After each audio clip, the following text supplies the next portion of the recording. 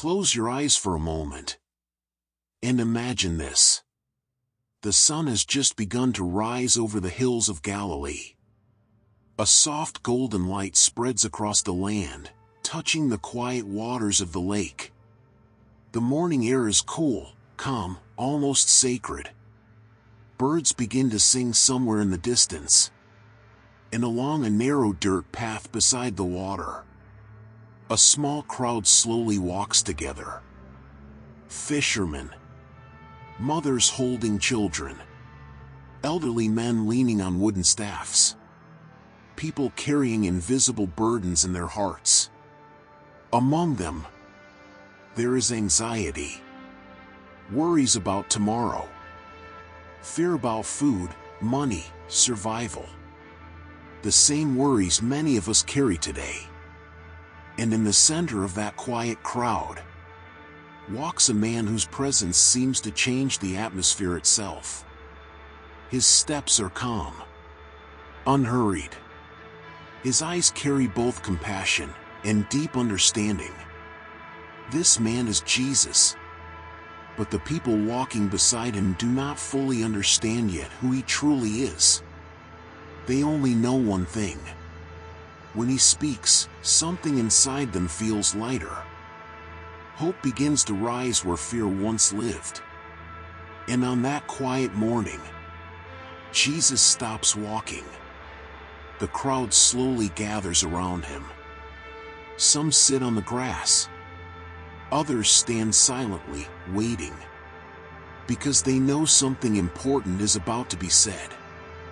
Jesus looks at them. Really looks at them. Not just at their faces, but at their hearts. He sees the tired father worrying about feeding his family. He sees the young woman wondering if God has forgotten her prayers. He sees the old man who has spent years wondering if peace will ever come. And then, Jesus begins to speak. His voice is calm, gentle, yet filled with a strange authority that makes people listen closely. He says something that, at first, almost sounds impossible.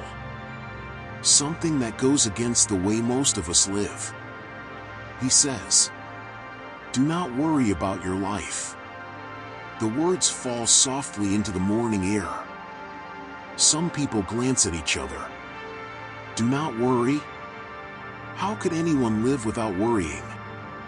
Life is uncertain. Crops fail. Storms come. Money disappears. People leave. Pain arrives when we least expect it. And yet, Jesus continues speaking as if he is revealing a secret the world has forgotten. He points to the sky. Above them, birds glide effortlessly through the air. They rise and fall with the wind, free and unburdened. Jesus gestures toward them. Look at the birds of the air. The people lift their eyes. Small flocks move across the glowing sky. They do not plant or harvest, Jesus says softly. They do not store food in barns. And then he pauses. A small, mysterious smile appears on his face. And yet, your heavenly Father feeds them. A quiet silence spreads through the crowd.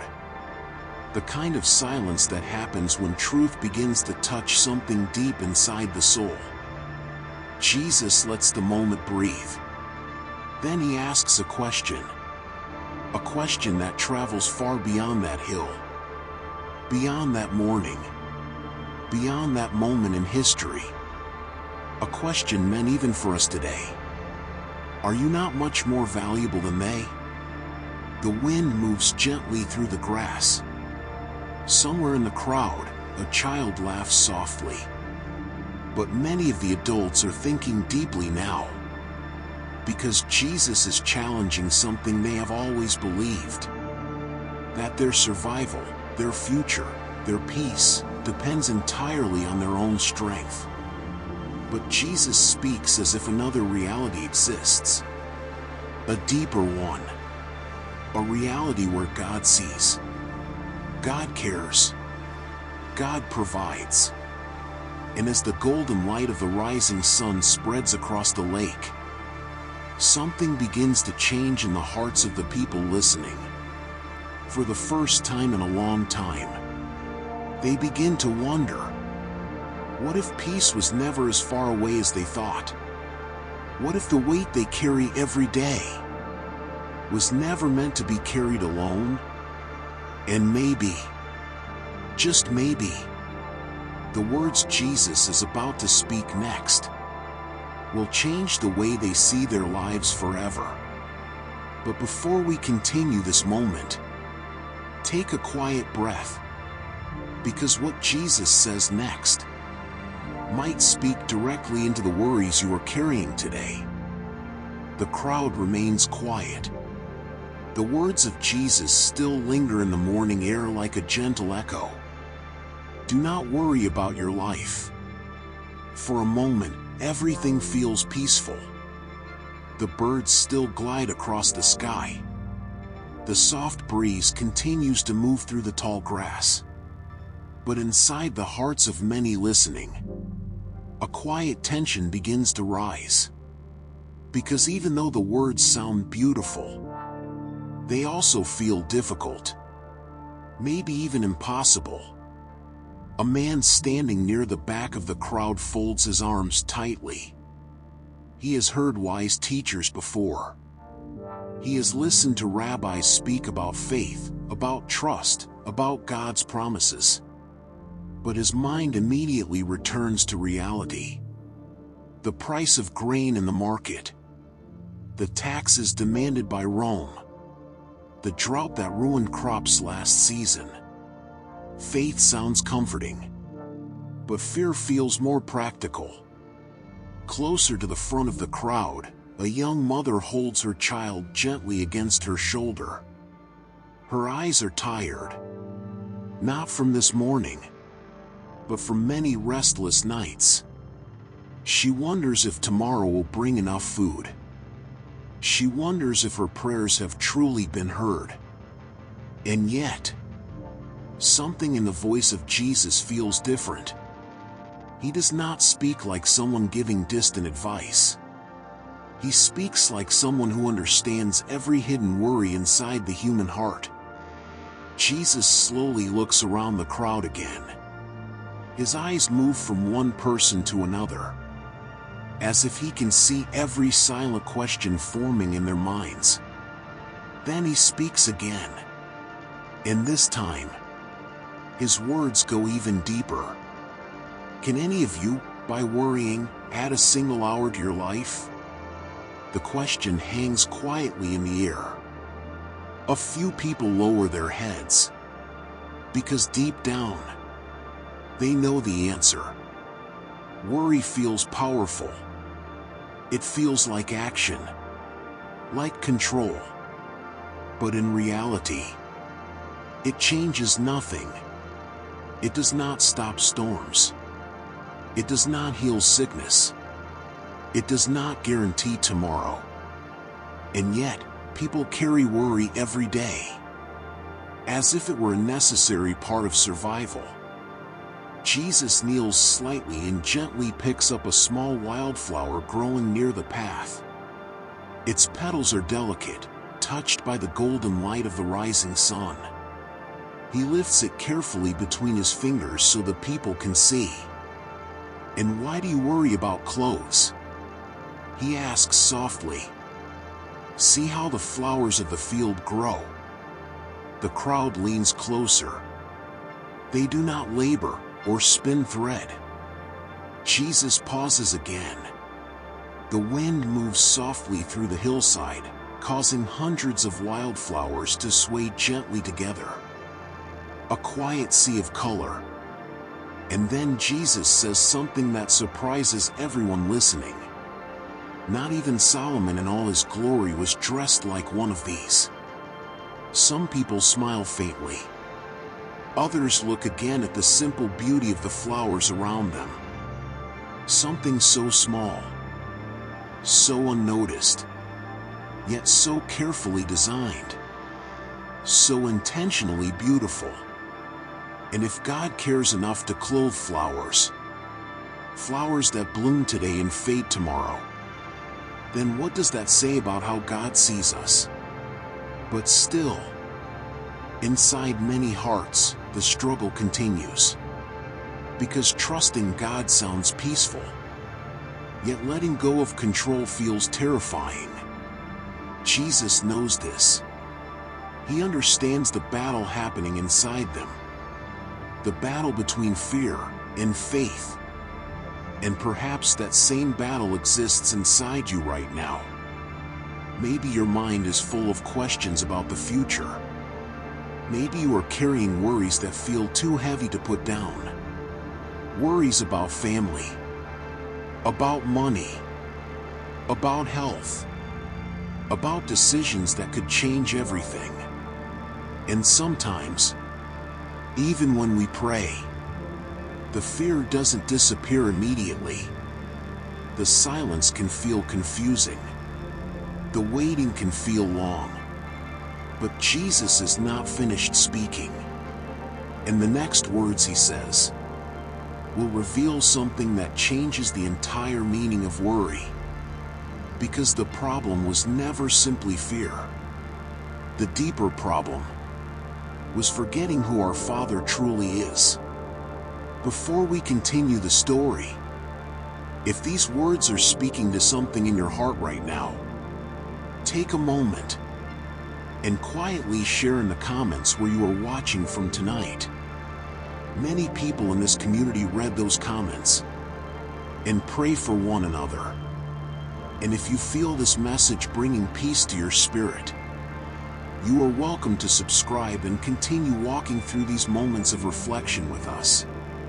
Now, let's return to the hillside, because what Jesus says next will reveal one of the most powerful truths about peace ever spoken. The night had grown heavier. The silence of the garden was no longer peaceful. It carried a weight, as if creation itself sensed what was about to unfold. The wind moved softly through the olive branches, whispering through the leaves like a quiet warning. Jesus slowly rose from the ground. His prayer had not removed the burden, but it had clarified the path. He knew what must happen next. In the distance, faint lights flickered between the trees. At first they were small, almost like wandering fireflies, but they quickly multiplied. Torches, lanterns, voices. The stillness of Gethsemane was about to be broken.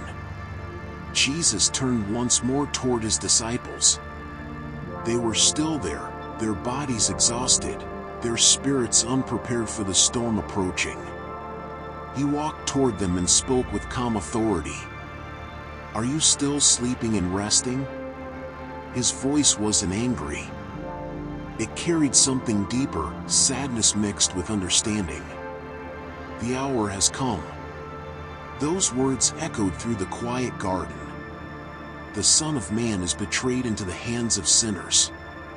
The disciples stirred awake, confusion spreading across their faces. They could now hear the distant noise too, metal clinking, boots stepping on gravel, the murmur of many men approaching through the trees. Fear began to rise among them. But Jesus stood completely still. No panic. No attempt to escape. Only quiet resolve.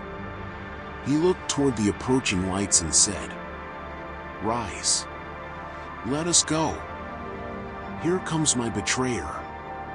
And then, the torches emerged from the darkness.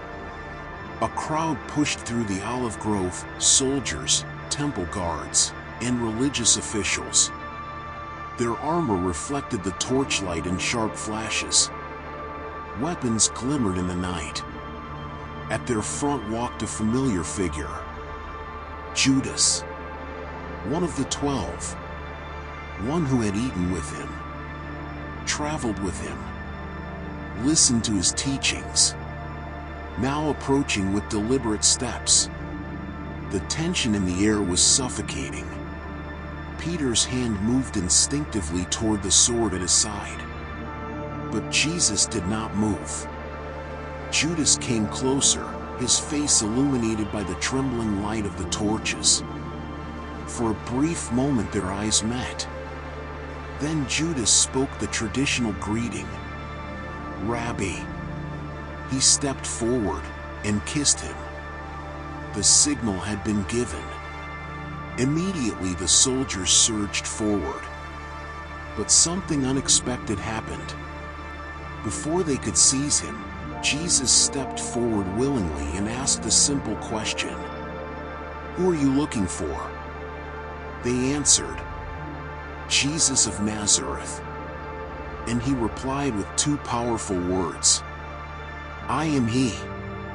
The moment those words left his mouth, something extraordinary happened. The soldiers staggered backward. Some fell to the ground. Whether from shock, authority in his voice, or something far beyond human explanation, the armed crowd suddenly found themselves recoiling before the unarmed man standing in front of them. Even in his surrender, his authority was undeniable. He asked them again, "Who are you looking for?" And again they said, "Jesus of Nazareth." Jesus responded calmly, "I told you that I am he. If you are looking for me, then let these men go." Even now, in the moment of betrayal, his concern was for his disciples. Protection, not resistance. But Peter could no longer contain himself. Seeing the soldiers closing in, he drew his sword and swung it wildly at the high priest's servant, striking his ear. Chaos erupted. Shouts filled the garden. Steel clashed in the torchlight. But Jesus immediately intervened. "Put your sword back in its place." His voice cut through the panic. "Shall I not drink the cup the Father has given me?" Then, in an act that stunned everyone present, Jesus reached out and healed the servant's ear. Even the man sent to arrest him received mercy. The crowd stood frozen for a moment. No one had expected this. No anger. No resistance. No curse. Only compassion. Then the soldiers finally moved forward and seized him. The disciples, overwhelmed by fear, scattered into the darkness, just as the scriptures had foretold. And Jesus, the one who had calmed storms, healed the sick, and raised the dead, allowed himself to be bound. The torches began moving again. The crowd turned back toward the city. And slowly, through the ancient olive trees of Gethsemane, they led him away. But what looked like defeat in the darkness of that garden was actually the beginning of the greatest act of love the world would ever witness. Because that night was not the end of the story. It was only the beginning. And the quiet prayer whispered beneath those olive trees would echo through eternity. The garden fell silent once again. The wind moved gently through the branches. And the place where Jesus had knelt remained still, marked forever by the moment heaven and human suffering met under the stars. The night of surrender had begun. But the dawn of redemption was coming. The torches disappeared into the distance. The sound of marching feet slowly faded beyond the hills of Jerusalem. The Garden of Gethsemane returned to silence, as if nothing had happened. But everything had changed. Only moments earlier, this quiet place had witnessed one of the most profound moments in human history. A moment of struggle. A moment of surrender. A moment where the weight of the world rested on the shoulders of one man, kneeling alone beneath ancient olive trees. And yet, what happened in that garden was not just about that night. It was about every night that would come after. Because the prayer Jesus spoke in Gethsemane is the same prayer many people still whisper today. Not when life is easy, but when the road ahead feels impossible. When fear grows stronger than faith. When the future feels uncertain. Jesus, the Son of God, did not pretend the suffering wasn't real. He didn't hide his anguish. He didn't suppress his emotions. Instead, he brought everything honestly before the Father. My soul is overwhelmed with sorrow to the point of death. Those words reveal something deeply human. Even Jesus experienced the full weight of pain, anxiety, and anticipation. But the most powerful part of his prayer was not the struggle. It was the surrender. Yet not as I will, but as you will. That sentence has echoed through centuries. It is the moment where trust overcomes fear, where faith rises above suffering, where obedience becomes stronger than instinct. Because surrender, in the kingdom of God, is not weakness. It is strength. And that night in Gethsemane reminds us of something powerful. Even the Son of God sought solitude to pray. He stepped away from the noise. He walked into the quiet. He knelt in the darkness. And there, in that silent garden, heaven listened. Many people imagine faith as constant peace and certainty. But Gethsemane tells a different story. Faith sometimes looks like trembling hands raised in prayer. Faith sometimes sounds like a voice whispering through tears. Faith sometimes means staying faithful, even when the answer is not the one we hoped for. Because the Father did not remove the cup from Jesus. The suffering still came. The betrayal still happened. The cross was still waiting. But something changed in that garden. After the prayer, Jesus stood up with calm determination. The fear had been replaced by purpose. The anguish had been replaced by obedience. And the silence of that moment prepared him for the sacrifice that would change history forever. That is why the Garden of Gethsemane is more than just a location in the Bible. It is a symbol of surrender, a symbol of trust, a symbol of what it means to place our deepest fears into God's hands. Because every believer eventually faces their own Gethsemane. A moment where the path ahead is painful. A moment where the heart asks, is there another way? And in that moment, the same prayer still holds power. Not my will, but yours be done. 2,000 years later, pilgrims still walk among the olive trees believed to descend from those that stood there that night. The ground remains quiet. The air remains still. But the story that unfolded there continues to shape millions of lives around the world. Because what began with a prayer in a garden would lead to a cross on a hill. And 3 days later, to an empty tomb. The night of sorrow gave way to the morning of resurrection. But it all began with a moment of surrender beneath the stars. And maybe tonight, someone watching this video is standing in their own garden of uncertainty. Facing a decision, a struggle, a fear about the future. If that's you, remember this. You are not alone in that place. Even Jesus stood there once. And the same God who heard his prayer still listens today. Sometimes the answer is not the removal of the storm. Sometimes the answer is the strength to walk through it. Just like that night in Gethsemane. So wherever you are right now, take a quiet moment. Pause. Breathe. And remember the prayer that changed history. Father, not my will, but yours be done. Because surrender in God's hands is never the end of the story. Sometimes, It is where the greatest story begins.